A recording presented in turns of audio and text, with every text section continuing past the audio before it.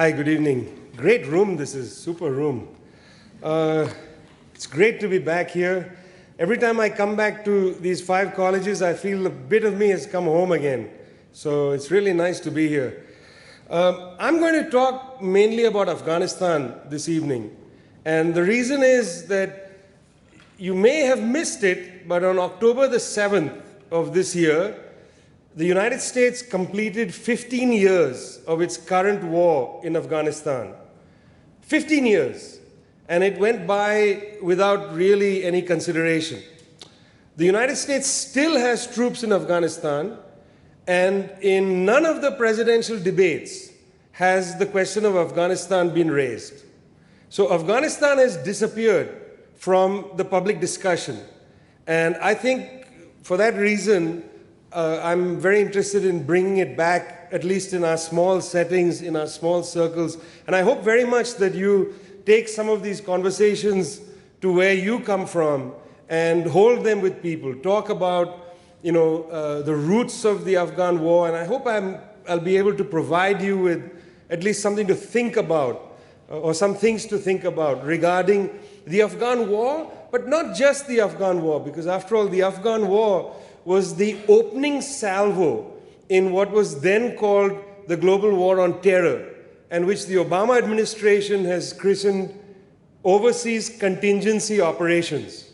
I'm going to talk a lot about bureaucratic language, but I don't think there can be any more bureaucratic way of talking about a war than calling a war Overseas Contingency Operations. It's a strikingly bureaucratic way to have us, or numb us, away from the actuality of what is happening, which is that, American soldiers are going abroad, American hardware is bombing from the skies, and we call these operations. And not only do we call these operations, we say they are contingent. I don't know what they're contingent on. I'm not sure if there's a timeline for these operations. After all, the Global War on Terror, which was authorized by a congressional authorization, was both timeless and spaceless. It opened the door for the executive branch to conduct wars anywhere, at any time, to basically erase terrorism, which is an extraordinary license given to the executive branch. So when you have the phrase like overseas contingent operations, you first reduced war to operations, and then you've raised this specter that perhaps these wars aren't timeless, they are contingent upon something. We don't know what they're contingent upon. Think about this. But let me begin first with a little poem from a young Afghan poet. She published a book about a year ago, Zarlasht Hafiz. She writes in Pashto, but this is it in English. The sorrow and grief, these black evenings, eyes full of tears and times full of sadness, these burnt hearts, the killing of youths. When I think of how to tell the story of the global war on terror from the standpoint of its victims, there are perhaps 2 ways to do it. The first way is to accumulate for you stories of suffering. There's a density to violence. There's a density to the impact of violence upon people. And I can stand here for the next 5, 6 hours, maybe longer, maybe the whole week. I can talk, filibuster your lives and talk for a week, telling you stories I've heard of people's tragedy. But here's just one of them. This is from the town of Rada, provincial town in Yemen, where Abdullah al-Amiri told this story. He was going for his wedding, and he said, that day we had lunch, ate and drank water, and headed to receive the bride. We were around 60 or 70 people in 12 cars. The mood was joyful. I was so pleased. I was surrounded by friends and family. I was happy. It was my wedding party. Then we were hit. It's striking. The statements are striking. They come almost in staccato. I was happy, we did this, we got in the car, and then we were hit. When a drone hits you, when a Hellfire missile from a drone hits you, there is no lead up to it. You're doing this, you're doing this, you're doing this, and then you're hit. And then 10 people are dead and 24 people are wounded. And Abdullah al-Amiri's life is devastated, destroyed. What struck the al-Amiri caravan is known as a signature strike. In other words, what's interesting about the term signature is that the eyes in the sky, the operators, the CIA operators of these drones, observe patterns on the ground. You know, it's like stop and frisk. It's like racial profiling on a global scale. They observe from the sky that these cars are moving in an area where they say there is hot activity. In other words, they suspect Al-Qaeda activity in this part of Yemen, and there's cars driving along. Because they're cars, it gives off the signature of having terrorists in the convoy. So then there's a strike, a signature strike against those cars. Now, only later will you discover whether the signature was properly read, whether the tea leaves were correct. You know, there's no, in this case and in many of these cases, there is no ground level information.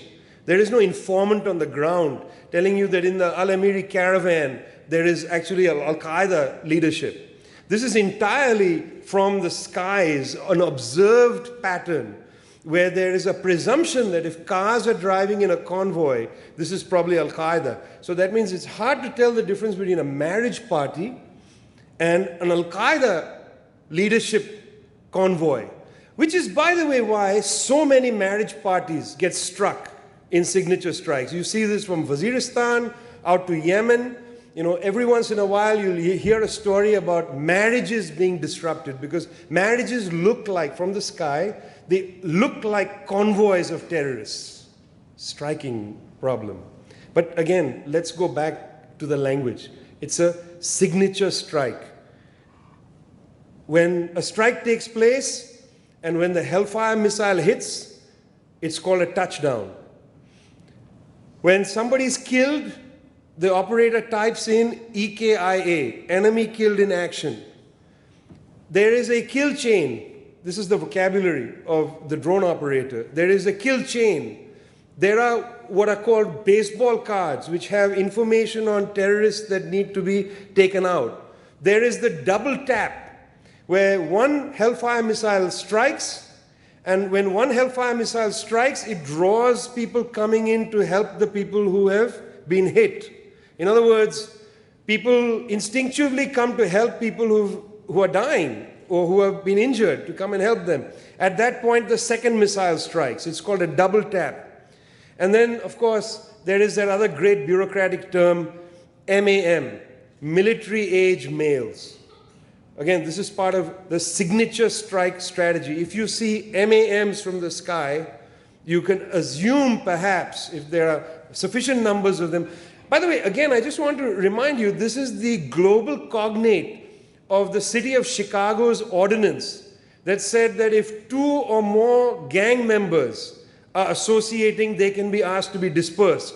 That's also, you know, an observation made by police officers. 3 people they think look like gang members, they tell them you can't talk to each other on the street. This is the global cognate of that. Well, look, if this is what's happening from the skies, it's useful for the CIA, for the US military, for the State Department even, to look at evidence of what's happening from the signature strikes. I mean, after all, if you're conducting several hundred of these, are you actually clearing the baseball cards? Are you killing the terrorists? Is the kill chain being shortened? This is a very rational thing that anybody would like to do, to investigate this.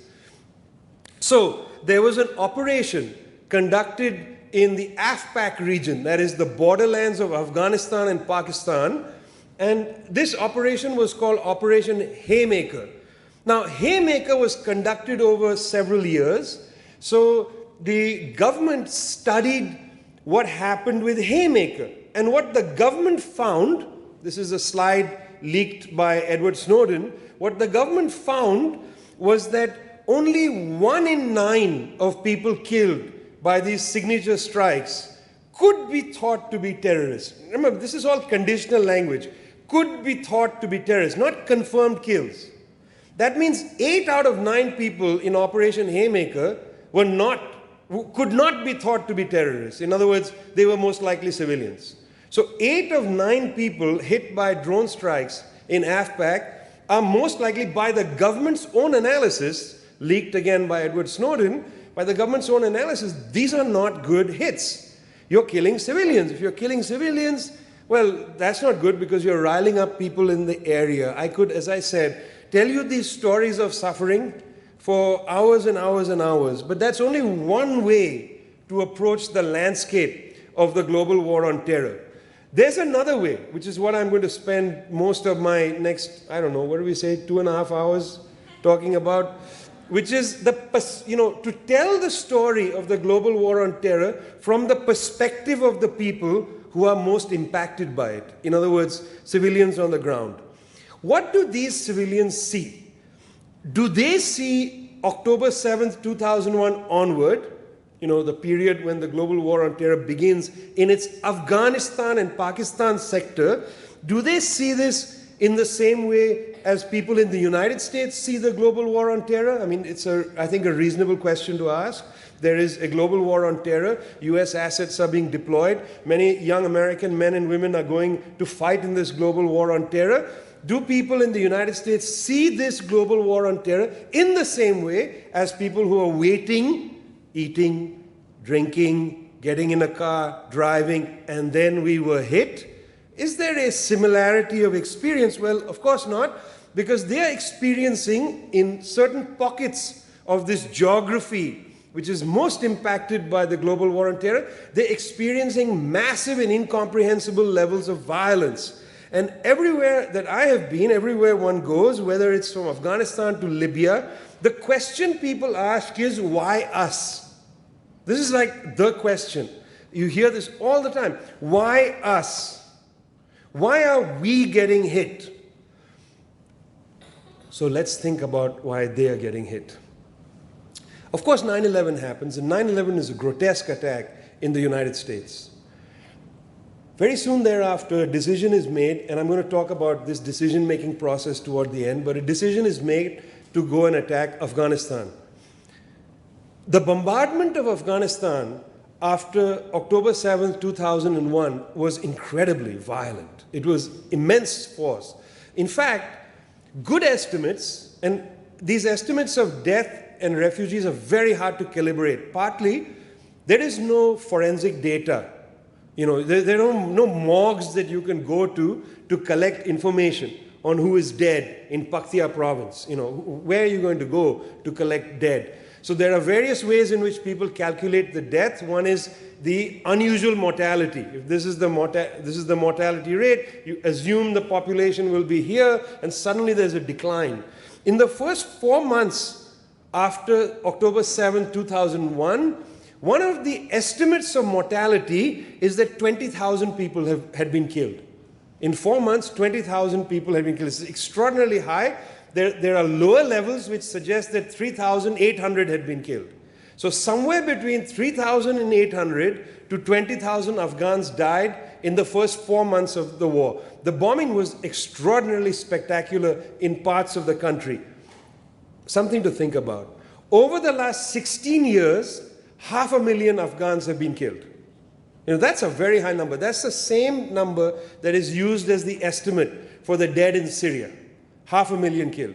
There's global revulsion about what's happening in Syria, but strikingly there is no concern about Afghanistan. 500,000 dead in Afghanistan. I don't see any press coverage. I don't see any concern about the civilians. It's just not there. There are about 3 million Afghan refugees at present. But listen to this. Between 2002 and 2015, that means after the war had begun, after the first phase of bombing, and until recently, 5.8 million Afghan refugees have been sent back into Afghanistan. Why? Because Pakistan is not a signatory of the 1951 Convention on Refugees, and it just simply cannot hold the number of refugees that it's holding. So it is encouraging people to go back into essentially a very dangerous war zone. Previously, there were almost negligible numbers of Afghan refugees entering Europe. See, again, there is the Mediterranean crisis that you've been following and the crisis of refugees through Greece. But the attention is paid to Syria. I don't think you know that last year, 178,000 Afghan refugees entered Europe. And we don't know how many died on the way. Because they have to go not just from Syria to Lampedusa, from Syria to Lesbos. They have to go from Afghanistan through Iran, across Iraq, imagine this, across Syria, north into Turkey. I mean, this is perilous landscape. So 178,000 Afghans last year entered Europe. There is every indication that this year the numbers will be higher. They are already higher than they were last year. They're already higher. In Iran and Afghanistan, there are about 1 million Afghan refugees in Iran. There are almost 2 million Afghan refugees in Iraq, in Pakistan, and many of these are second and third generation refugees. Keep this in mind. I'm going to come back to this. There's been a 35 to 40 year period of refugee production from Afghanistan. It's important to understand that. So there's this massive bombardment of Afghanistan, enormous loss of life. What did the Taliban and the Al-Qaeda people do? Did they sit around and wait to be bombed? I mean, here's one of the real irrationalities of heavy aerial bombardment. It assumes that the fighters that you want to get on the ground are going to wait there for you to bomb them. I mean, I'll just give you a parenthetical story. When the United States started bombing near Raqqa in Syria, most of the Europeans who came to join ISIS immediately turned tail, crossed Turkey, went back to Europe, and then you had the Paris attack. Then you had the Brussels attack. I mean, it's when the bombing started in Raqqa and the regions of Raqqa that the Europeans went home. You know, the European jihadis were the most brutal in Syria. They were the ones who were doing most of the brutal executions. They went back to Europe. I mean, that's a European problem. That's not really a Syrian problem. So when you do heavy bombardment, in 2002, a CIA operative told me, he said that, one of our errors is we took the biggest hammer we could find and smashed the vial of mercury. And, the mercury just went all over the planet. In other words, Al-Qaeda people, Taliban, not the Taliban so much, the Al-Qaeda people went home. They went to Libya, they went to the Philippines, and instead of being in Afghanistan, they started again their various groups, whether it's, in Mindanao Island in the Philippines, or whether it's a Libyan Islamic fighting group in Libya. They went home. He said it was a big error to hit them hard with a hammer. Could have corralled them. That was the CIA man's thinking. They fled for Pakistan, or the Taliban went back to their villages where they began to regroup. We'll come back to them. A government was parachuted in to Kabul, sanctified in Bonn, Germany. Now, this government is interesting. It was made up largely of old mujahideen. I'm going to come back to this word. It's an important word. These are basically the anti-communist fighters of the period from 1978 until, basically 96, when the Taliban was established in Afghanistan, this long period. These anti-communist fighters came back to government. Now, the United States went to war saying we've come to crush Al-Qaeda, but they also said we've come to bring democracy to Afghanistan. Some of you may remember this. Laura Bush made a couple of speeches saying we've come to help women. I remember in 2003, a very fine Afghan politician by the name of Malalai Joya, who later came on tour in the United States to speak about Afghanistan, a very brave woman. Malalai Joya stood up in the Loya Jirga in 2003, basically the kind of parliament of the new government. And in the Loya Jirga, very brave. I mean, honestly, these are people that we should see as our heroes, the bravery that they show, but nobody cares about them. Malalai stood up and she said the following. She pointed at the people in the room and said, why would you allow criminals to be in the Loya Jirga? She said, warlords are responsible for our country's situation. I mean, this woman is crazy. Because these were criminals, gangsters, warlords. They could have killed her like this. In fact, they were going to subsequently try. She was physically ejected from the Loya Jirga. she was thrown out. Very quickly, by 2003, all this discussion about women's rights, democracy, all disappeared.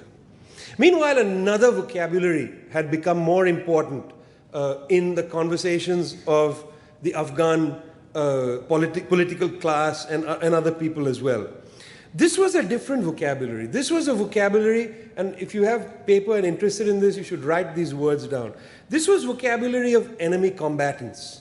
This was vocabulary of night raids, where people were going in and being grabbed from their houses. This was vocabulary of black sites. This was vocabulary of the so-called JSOC, the Joint Special Operations Command. And a story comes out later. I'll just give you one story just to illustrate this. This was in Paktia province, where, again, it was a wedding celebration in this house, and one of the men in the house worked for the Afghan police. He was quite a well-regarded man in the Afghan police. A JSOC group had intelligence that this was a gathering of terrorists. They arrived with heavy force. When there was a lot of noise outside, when the marriage party people came out to see, JSOC fired on them, and 7 people were killed. 2 of them turned out were pregnant women. Now, this is not even the most interesting part of this story. Okay, they were killed. There was no terrorists there. In fact, as I said, it was the house of an Afghan police officer. But then the JSOC people did something peculiar. And, you know, this is bad luck. This is a little bit like the whole Black Lives Matter thing, because the Afghans had cell phones, and they filmed a lot of this.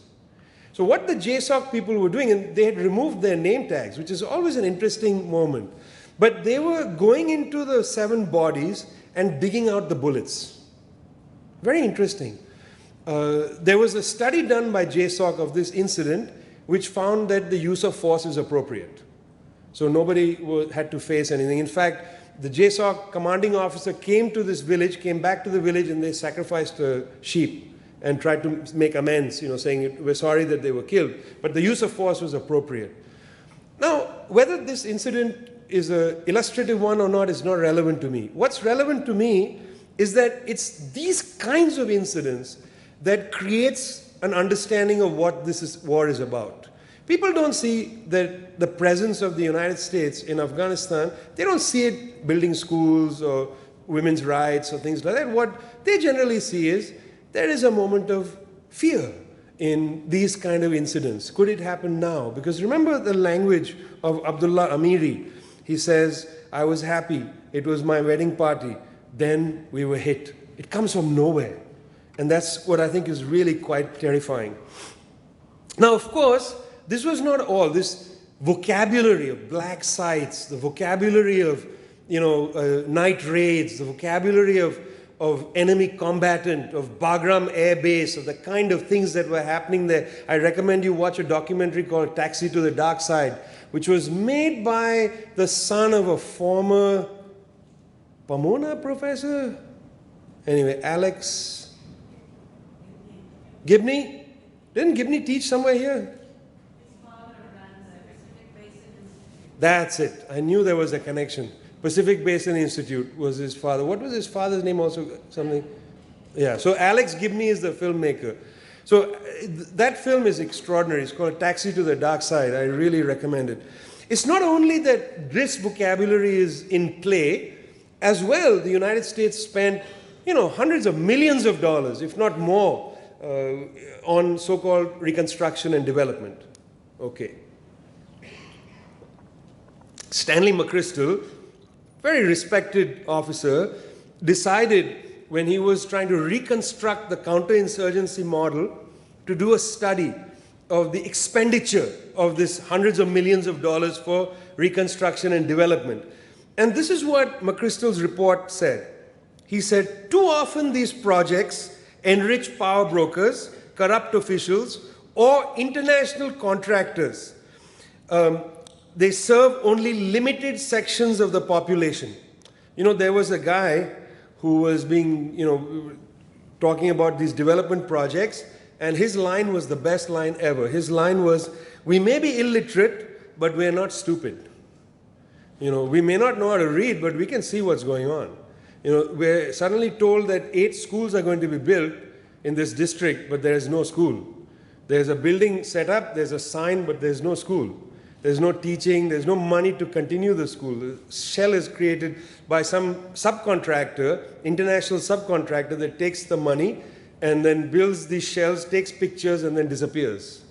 There's a film recently about two arms dealers in Iraq. I didn't see it, I saw the ad for it, but it's that kind of hustle.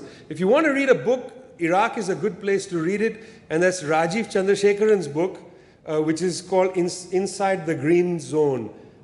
Emerald City is the name of the book. It's about corruption in Iraq. It's a terrific book.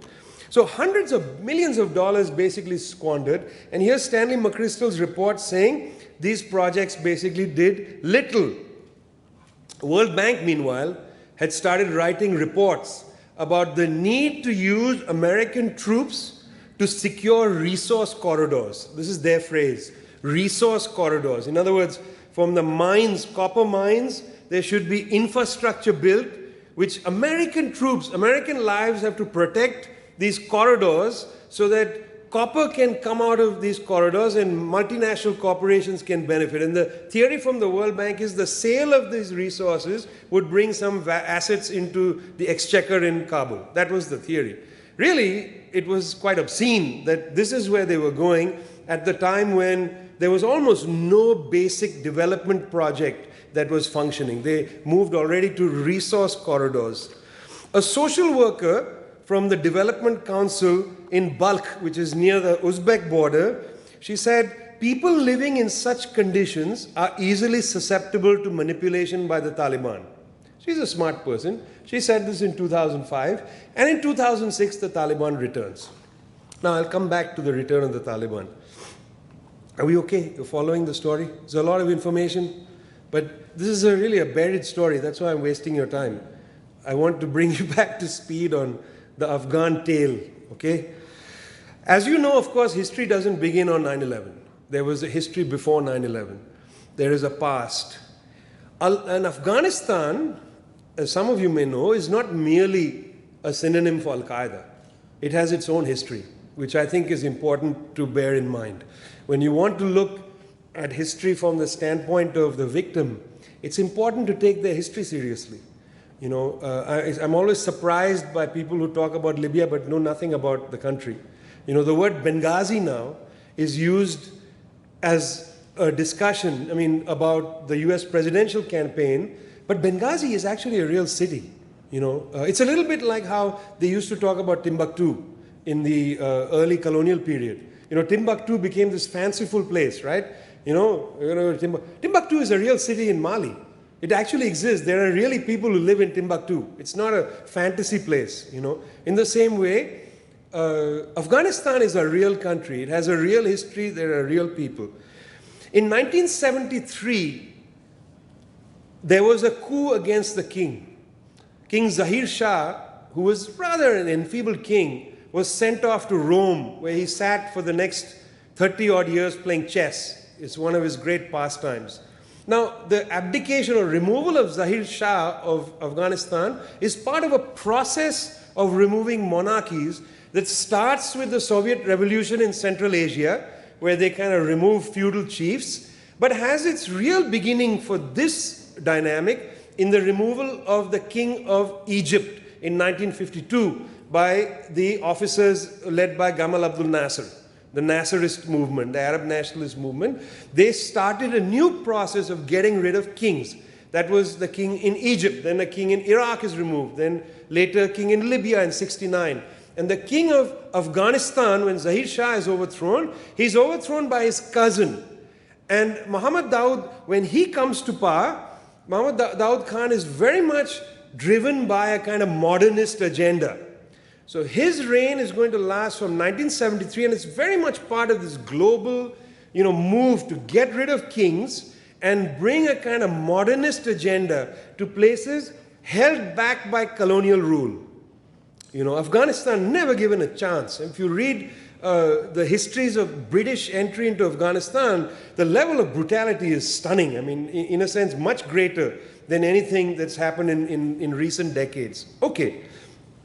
His period, Muhammad Daud Khan's period, runs from 1973 to 78, when the communists take over, and the communists will govern essentially till 1992.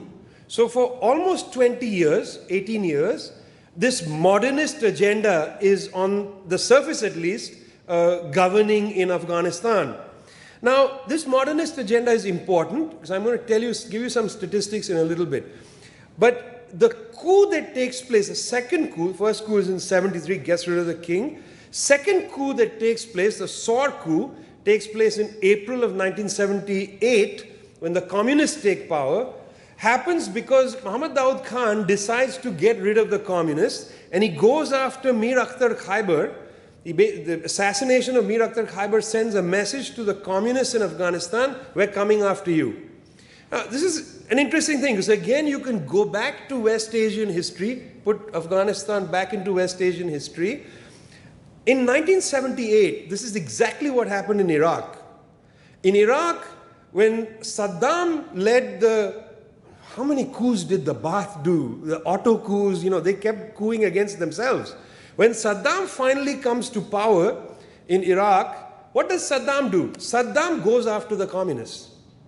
At that time, the Communist Party of Iraq was the strongest political party in Iraq. In fact, when Qasim comes to power in 1958, he turns to the Communist Party of Iraq and says, will you help me govern? We are officers. We don't know the first thing about governing. We don't know the first thing about politics. At that time, the Soviets told the Iraqi communists, don't seize power. Work in a popular front with these Iraqi nationalists led by Qasim. Actually, the communists could have done a revolution in Iraq in 1958. They could have gone from overthrowing the king to seizing power, but they didn't. They held back. That was their undoing, because 20 years later, Saddam decimated the Communist Party. Now, you have to understand that that message of Iraq was very clearly heard by the Parcham and Khalq branches of the Afghan communist movement, of the People's Democratic Republican Party. They very well knew the history of Iraq. In fact, when I interviewed some of the leadership of that party when they went into exile, I asked them specifically, what was the Iraq experience to you? And said that was foundational. When Mir Akhtar Khyber was killed, we said they're going to come after all of us. So they conduct the April Revolution, the Saur Revolution in 1978. And they come to power. Now, why did I say that this is a period of modernization, a modernist agenda? Because the communists shared a lot with Daud Khan, with Muhammad Daud Khan. What they shared was an agenda towards labor rights. For the cousin of the king, he was an extraordinarily expansive, open-minded man. They shared labor rights, they shared agricultural reform, and they shared women's rights. Now, when the communists came to power, they passed a series of decrees. Harsh decrees, in a way. One of them, most harsh decree, most unacceptable decree, was they said, women and men have the same rights in divorce. Then they said, women have a right to property. Then they said, women have a right to education. This was like, how could this be done? Now, who was saying that this was unacceptable? It was the US Embassy in Islamabad. I'm going to come back to them in a minute. We always say, why can't there be a coup in America? And the answer is, there's no American embassy in America. So you always look, what's going on in the US Embassy? What are the conversations? Okay.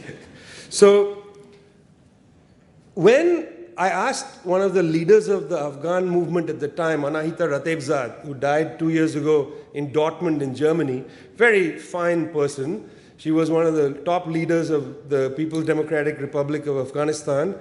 And she said, she gave 3 statistics. She said that during the early years, because they pushed this agenda of women's rights, they understood that and by the way, this is a resource-driven agenda, not necessarily a feminist agenda. Although she was a feminist, they understood that half the population was so-called underutilized. So by the high point of the communist rule in the mid-1980s, about 5-6 years into their governance, even though this war is going to begin, 50% of civil servants in Afghanistan were women. 40% of doctors were women. And most strikingly, 70% of teachers were women. If you travel to Afghanistan in that era, and then you travel now, they are unrecognizable places. There, the left was in ascendancy. Interesting discussion takes place, as I said, in the Islamabad embassy. Under Secretary of Defense Walter Slocum, visits the region and comes back, and he writes the following. He says there's a value in keeping the Afghan insurgency going and sucking the Soviets into a Vietnamese quagmire.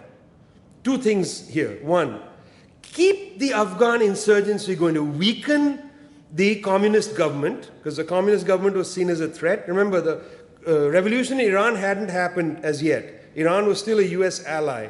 And Afghanistan, being a communist country right next to Iran, was seen as a major threat to the oil lands. So keep the Afghan insurgency going. I'm going to talk about this in a second, the Afghan insurgency. Secondly, find a way to raise the price for this communist government that they have to ask the Soviets to help them, and then we'll put the Soviets into Vietnam. Now remember, this is 1978. This is 3 years after the United States withdrew from Vietnam. So the scars of Vietnam, the loss in Vietnam was very, very fresh. And now the idea was, we got burnt in Vietnam, let's throw the Soviets into Vietnam.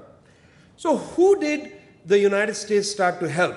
By the way, the United States began its covert aid to these allies. The opening of the covert aid in July of 1979. Soviets didn't come until December of 79. So the aid didn't come after the Soviet entry. The Soviet entry actually came in response to the American aid, Saudi aid, Pakistani aid, etc. Who did they back? Remember I said it's scandalous that they did all these things on women's rights. The United States discovered that the leading lights in Afghanistan were men like Burhanuddin Rabbani, Gulbuddin Hekmatyar, most badly named person, because Gulbuddin is a beautiful name. If you know Pashto, it's a gorgeous name in Farsi as well. You know, these are names that come from poetry. This is the most despicable guy, I'll tell you in a second. Burhanuddin Rabbani, Gulbuddin Hekmatyar, Ahmad Shah Massoud. Horrible people. Ahmad Shah Massoud feted by the French Parliament. When they were university students, when Massoud and Hekmatyar were university students in Kabul University, Hekmatyar then led the Hizb-e Islami, later he'll form his own branch. They used to think it was a perfectly acceptable thing to carry around bottles of acid and throw it in the faces of unveiled girls. Oh, okay, go back, put your veil on, you know, perfectly acceptable. These were the men that the United States decided were the people they would fund. These were marginal people with absolutely no social power. They had no social base. Burhanuddin Rabbani was a professor who had some linkages with his very, very reactionary political ideas, especially in the countryside. He had created networks. But these were not powerful people. But the United States, Saudis, Pakistanis decided to back them. So I've been saying Saudis and Pakistanis twice. In 1969, in response to the creation of the non-aligned movement, which was created in 1961, filled with Nasserites, third world nationalists, etc., in 1969, the bloc of countries in this region that despised third world nationalism, from Morocco to Saudi Arabia to Pakistan, created the Organization of Islamic Countries. That was created in 1969. The express purpose of the OIC was to undermine the NAM. You know, they are very clear about that. The NAM was a deep threat to their countries. This had to be the weapon to undermine it. And for years, the OIC countries had tried to find a lever underneath world history to put their feet in. The Saudis, in the 50s, had created a group called the World Muslim League, where they were propagandizing across the world against nationalism and communism. And they were making the case that Islam and democracy is antithetical. You cannot have Islam with democracy. You know, you had to have monarchy and Islam. It's a totally nonsensical idea, but it was their idea. And at this period, it had no traction. Nobody was listening to them. By the way, the bulk of the world's Muslims live in South Asia and in Southeast Asia. Between Indonesia, India, Bangladesh, and Pakistan, that's the bulk of the world's Muslims. They were not interested in monarchy. But the Saudis were interested in propagating monarchical ideas. And they joined the Americans in this battle in Afghanistan, a great way to push their agenda. Now, at the same time, again, this is 1978, the major, most dramatic force that had emerged in the Arab world was the Palestinian resistance on this end of Asia. And the Palestinian resistance had now moved to a guerrilla war against Israel, against the occupation of their lands. And they called themselves the Fedayeen. You know, those who are willing to be sacrificed for their faith. By faith, they didn't mean religion always. After all, the Fedayeen were not religious in that sense. Their fida was to their revolution, it was to their nationalism. You know, even the Popular Front for the Liberation of Palestine, you know, the communist Palestinians, they also call themselves Fedayeen. What they meant, we have fidelity to our cause. In the Hindu Kush mountains, the Saudis and others didn't want the term Fedayeen to be used for these new fighters. See, these fighters were going to now come and fight the Afghan communist government. They were going to draw in the Soviet Union, then they were going to fight the Soviet Union. But they didn't want them to be called Fedayeen. They used a much older word to describe them. They called them the Mujahideen. And the Mujahideen has a completely different valence to Fedayeen. Mujahideen are those who are there to do jihad. They bring back the whole vocabulary of jihad, which had not been around for a very long time, back onto the stage of politics, not religion, onto the stage of politics. The Soviets enter in 1979, and we don't have time for all this, but there's a very interesting document of the Politburo meeting where the Politburo did not want to intervene in Afghanistan. They really didn't. They knew they would get sucked into a conflict that they were going to get hammered in. But they did enter.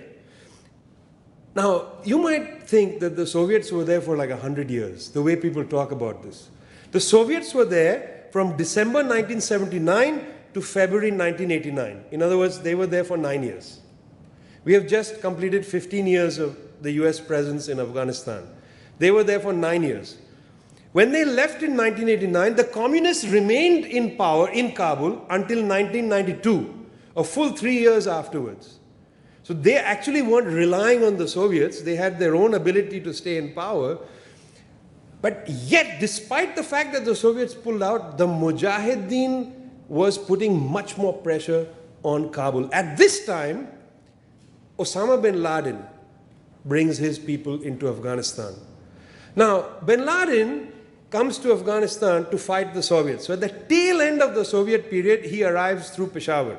He's got his guru there, Abdullah Azam, a teacher who had taught in the Gulf and had been quite influential. And by the way, in Lebanon now, there's Abdullah Azam Brigade, which is a very weird thing. The Abdullah Azam was his guru. They come and he then coins the term Al-Qaeda, the base camp of discussion of how to propagate this war. At that time, bin Laden and Al-Qaeda was only anti-communist. Later, when he goes to the Saudis and says, let me help you get rid of the Iraqi army from Kuwait after August 2nd, 1980 invasion of Kuwait by Iraq, at that time, when the king of Saudi Arabia tells bin Laden, get out of here, you're an idiot, and then invites the Americans to come into Saudi Arabia, that bin Laden starts to become anti-American. In the earlier period, he's not anti-American. In fact, he works with the CIA in Afghanistan. There's no problem. He's building roads and caves and things, logistical pathways for the Mujahideen. This Mujahideen, by the way, that now it comes back to power after 2001. Remember I said they born in Germany, there's a meeting and then they come back to power. They now fight a civil war amongst each other that lasts between 1992 and 1996. This is famously called the Siege of Kabul, where Gulbuddin Hekmatyar, using SAM missiles, shoulder-held missiles, and various kinds of mortar devices, shells Kabul. More people died in the Siege of Kabul than during the war when the Soviets were in Afghanistan. You know, it's an amazing thing. The delegitimacy of the Mujahideen in this period was extraordinary. It's because they were so brutal as people personally, but also the way they conducted their war, that the Taliban swept through the country. You know, the Taliban was a creation of Pakistani intelligence, but also they were people who were students. That's why they were called Taliban. They were the Talibs. These students, they were studying in schools, madrasas, funded by Gulf Arabs and others. And they swept through because the population was completely disenchanted with the Mujahideen. They wanted them gone. Years later, one of the people, one of the great Saudi diplomats, Fazal al-Turki said a story where he arrived in Jalalabad airport and all these Talibs came running to embrace him. And he was, why you, I'm not a celebrity, why are you embracing me? And they said, you don't understand. We studied in the madrasa that you financed. Personally, you had financed our school. We look up to you as a hero. So these were the Talibs. They arrive. Because this Mujahideen was so brutal, they come in. It is in this period, and we can come back to this later, that Al-Qaeda utilizes Afghanistan as its base. We'll come back to that later. Now, I'll be done in a few minutes. 9/11 happens. This was the backstory. 9/11 happens. But was the global war on terror inevitable? Was it necessary? Were there other alternative ways to have done things?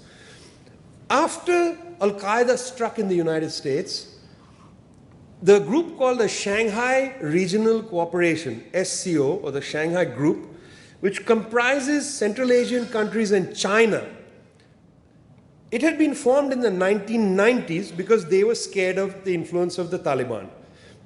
Uzbekistan was scared that the Taliban was promoting a group called the Islamic Movement of Uzbekistan and destabilizing the valleys that lead up, the Fargana Valley that leads up from Afghanistan into Uzbekistan. So the Uzbeks were worried. The Chinese were worried that the Taliban had an influence in Western China, in Xinjiang province. So they had created the Shanghai Group as a way to have regional discussions of what to do about containing the Taliban. So after 9/11, the Shanghai Group approached the Americans and said, is there any way we can be a regional force to try to deal with the Taliban? And the Americans said, we are not interested. Secondly, the Afghan government of the Taliban, that means Mullah Umar, the one-eyed leader of the Taliban who had cloaked himself with the shawl of the Prophet, Mullah Umar sent a message to Washington saying, we are prepared to hand over the Al-Qaeda leadership, but this is interesting. But there are extradition laws. And we would like you to send us a dossier that shows the implication of bin Laden in the crimes of 9/11. And you can imagine the Bush administration seeing this pathetic little country demanding extradition laws be followed. You see what comes afterwards. What is an extradition law to extraordinary rendition? I mean, the ridiculousness of the proposal, it was dismissed. Imagine if at the time the government had said, okay, let's play this game. It's now September 25th, 2001. We'll fax you a dossier. They have fax machines in Kabul. We'll fax you a dossier of the implication of bin Laden. We'll go through some discussion, and by October 7th, you have to turn him over. Imagine if they had turned him over in 2007. How many less people would have died in Afghanistan? Because of something that happens in a second that I'm going to tell you about. Because after all, what this war did was remove the Taliban from power. It didn't destroy Al-Qaeda. Remember, used a heavy hammer, so Al-Qaeda spread all over. And bin Laden was killed in his miserable exile 10 years later, not then. There was no trial, there was no evidence, there was no interesting discussion about how 9/11 happened. In fact, people in the United States still don't know the backstory of 9/11. We're still discussing the Saudi role, remember? 28 pages revealed a new congressional law that allows Saudi Arabia to be seen as financially obligated to victims, etc. We're still discussing this. This is now 15 years later. Imagine if this other history had been allowed to be opened. Don't say that that's idealistic and stupid, because that was possible. That was a door that was closed quite dramatically. Why do I say things are like they were on September 12th, 13th, 14th, 2001? Because the Taliban is back. And this is the other untold story of the present. The Taliban controls 3/4 of the districts in the province of Helmand, where the United States did the big surge. And in fact, the capital of Helmand, Lashkar Gah, is under threat of being taken by the Taliban. Taliban has twice in the last calendar year taken the city of Kunduz in the north. Taliban controls most of the countryside. It's basically back. It's only a matter of time before the mayor of Kabul which is the president of Afghanistan, Ashraf Ghani, is removed from power. It's only a matter of time. Meanwhile, Ashraf Ghani, the president of Afghanistan, who basically governs, as I said, Kabul, has made a peace agreement, not with the Taliban, who are not interested in peace. They are going to win Kabul. He's made a peace agreement with Gulbuddin Hekmatyar, Mr. Acid in the face. So what's the point of 15 years of war? Because you're back to the situation with the Taliban substantially in power, with this small leadership in Kabul, the liberals under Ashraf Ghani, making a deal with the repellent elements of the Mujahideen. What were those 15 years for? Why not have negotiated for the extradition of bin Laden and picked up Khalid Sheikh Mohammed in 2001 from the Pakistanis, who very well knew where Khalid Sheikh Mohammed was. He was hiding in a safe house in Karachi. Why not have dealt with it then? Carlotta Gall wrote a terrific book. She was a New York Times correspondent in Afghanistan, called The Wrong Enemy. Why didn't the government put pressure on Pakistan in 2001? Just as a thought, on Saudi Arabia in 2001. What was the need to go to war in Iraq in 2003, which had nothing to do with Al-Qaeda? Think about the logic of what was possible and which doors were closed. Forget the question of whether the war is good or bad. From the standpoint of the victims, they are asking, did you really need to come and kill us? Let me just quickly tell you one more little story, and I'll end with this.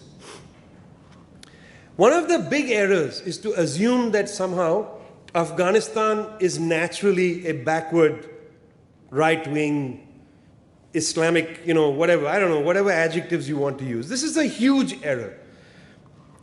In the 1920s, 30s, and 40s, that very region from Waziristan up north, that is the northern part of Pakistan, the so-called tribal areas, up north into Jalalabad, Kandahar, almost to the borderlands of Kabul.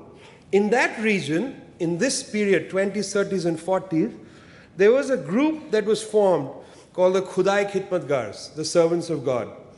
They were also called Surkh Posh, the red shirts. Their leader was a man called Badshah Khan, or Khan Abdul Ghaffar Khan. Now, this movement, Khudai Khidmatgars, believed in the principle of nonviolence. They were Gandhians. And they also believed in the ideas of socialism. Now, the British violence against the Khudai Khidmatgars was quite fierce, especially in the 1940s. They went after them during the so-called Quit India movement after 1942. When Pakistan was created in 1947, they got it in the neck from the Pakistani government. This is not a well-known thing, but Pakistan and Afghanistan don't have a border. They have a disputed border from the beginning. They didn't recognize each other in 1947. They have had a dispute that goes from 47 onwards. It's a so-called Durant line. The English, they went all over the world and drew lines. They drew a line to divide India and Pakistan, but they'd also previously divided Afghanistan and Pakistan with this Durand line. That was drawn right through the middle of the Pashto-speaking people. So the Khudai Khidmatgars saw themselves as not needing to, accept the line. So they faced an enormous crackdown. They were made illegal. In 1970, when the Khudai Khidmatgars were destroyed, the government of Pakistan legalized them. After they had been destroyed, they legalized them. But that's not even relevant. Here's where I want to end. In 1988, and I remember this vividly because it was an incredible moment. In 1988, when Khan Abdul Ghaffar Khan, the leader of the Khudai Khidmatgars, Badshah Khan, when he died in Peshawar, in Pakistan. But he was from Jalalabad in Afghanistan. And his followers and his family were keen that Badshah Khan be buried in Jalalabad, not in Peshawar. So they requested everybody. They were in the middle of a brutal war in Afghanistan, and Pakistan was involved. They said, can we take his body to Jalalabad to be buried? Every gun was silent for the few days it took for the funeral procession to go from Peshawar through the Khyber Pass to Jalalabad. Every gun was silent. President Najibullah, who was later lynched on the streets of Kabul by the Taliban right in front of a UN compound, came to the funeral. Afghanistan was silent on the day of his funeral. Thousands of people followed the body across the Khyber Pass into Afghanistan. Nobody checked their passport. They came to bury their leader. What they were really burying was their past. Afghanistan had a great past. Today, it has no future.